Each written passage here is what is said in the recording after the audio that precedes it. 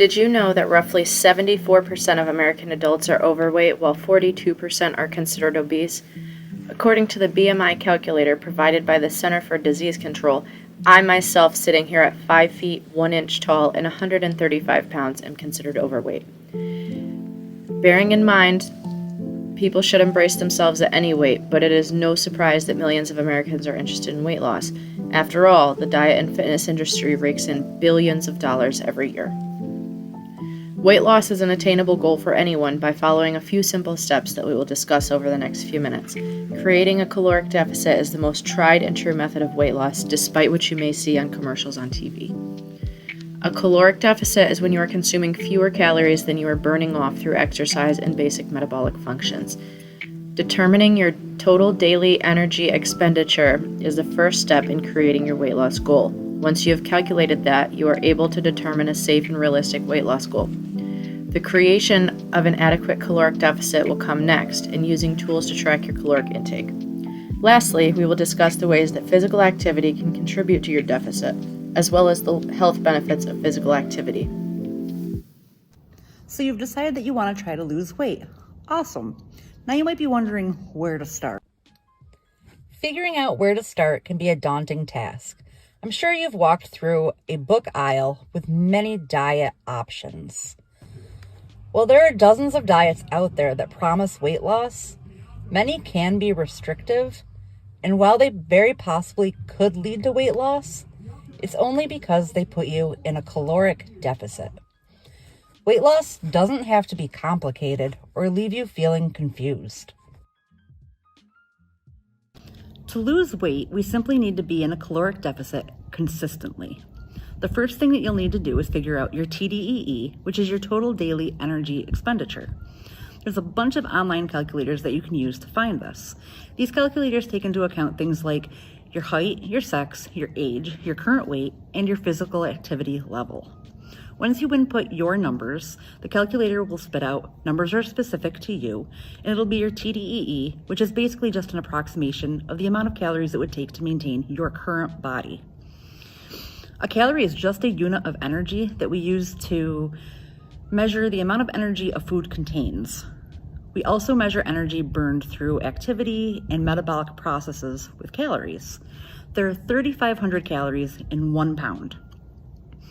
In order to create a deficit, you must either eat less calories than your TDEE or burn more calories through physical activity, or a combination of both. So long as you stay under your TDEE, you will lose weight.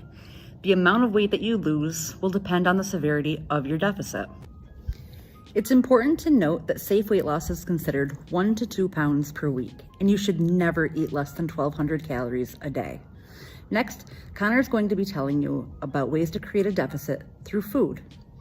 Take it away, Connor. The calorie deficit diet works effectively when you simply consume less calories than your total daily energy expenditure. However, you should be careful to not go under the minimum of 1,200 calories, which is regarded for safe body function. If you have a weight loss goal, a calorie deficit is applied when you simply consume less calories by the amount of weight that you want to lose in a given time period. Since there are 3,500 calories in a pound, an example of a deficit would be decreasing your TDEE by 500 calories in order to lose approximately 1 pound in a given week. A calorie deficit diet is often more effective than a fad diet because it focuses on a reduction in calorie intake with a direct correlation with weight loss based on simple calorie counting. Fad diets such as the keto diet or intermittent fasting often rely on calorie reduction. This could be reducing the amount of time that you can eat during the day or eliminating whole food groups that you cannot consume.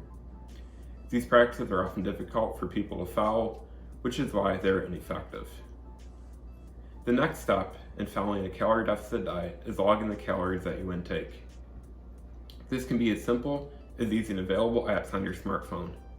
MyFitnessPal, a food scale, and reading nutrition labels are all valuable tools that will help you with your calorie deficit by keeping you aware of the calories that you intake. In theory, any food can be consumed with a calorie deficit diet, including junk food. However, not all foods provide the same amount of energy for your body. For example, junk food is calorie dense, meaning it is high in calories, but it is also low in nutrients. You should instead be searching for foods that are nutrient dense. According to Clemson University, foods that are nutrient dense provide more nutrients and generally less calories per unit volume. Foods such as vegetables, fruits, and whole grain products are all good choices that will provide nutrients for your body to function properly. In this example, we have an apple and a bag of chips. The apple in this case has higher levels of vitamins B and C and levels of fiber. Also, this apple has almost no saturated fat. All of these factors lead to the apple providing more resources for your body to function properly, and you will feel more fulfilled by eating the apple. While exercising is not necessary, it can add to your deficit and it has other benefits as well. You can find out what you should be aiming for in a caloric deficit after finding out your TDEE, as Carly mentioned. Since you are utilizing exercise, your body is going to be burning more calories than it would be if you were not exercising, and therefore making it easier to be in a caloric deficit.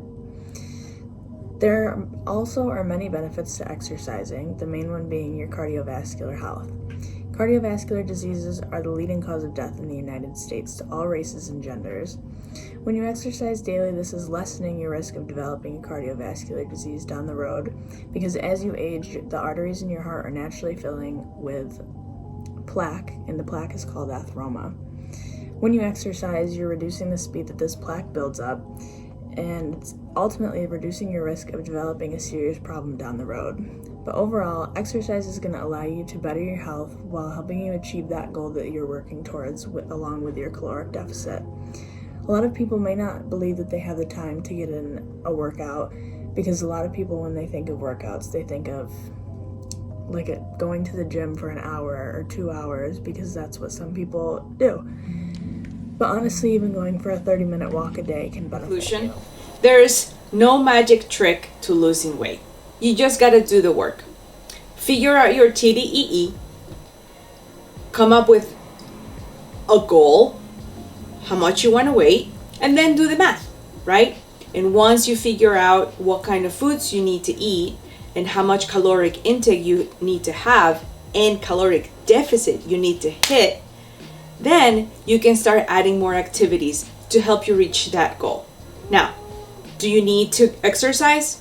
Not really, because you can lose weight just by reducing your caloric intake. But the benefits of working out or dancing or running, doing some yoga, or even just going out for a walk, they are just so good for you, you might as well. So, do the work, find out what kind of foods you need to eat,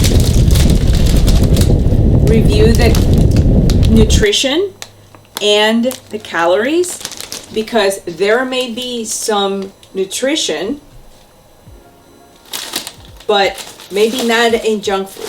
So choose the foods that are going to nurture you, and the foods that are only calorie but have no nutritional value, you can get rid of. Goodbye.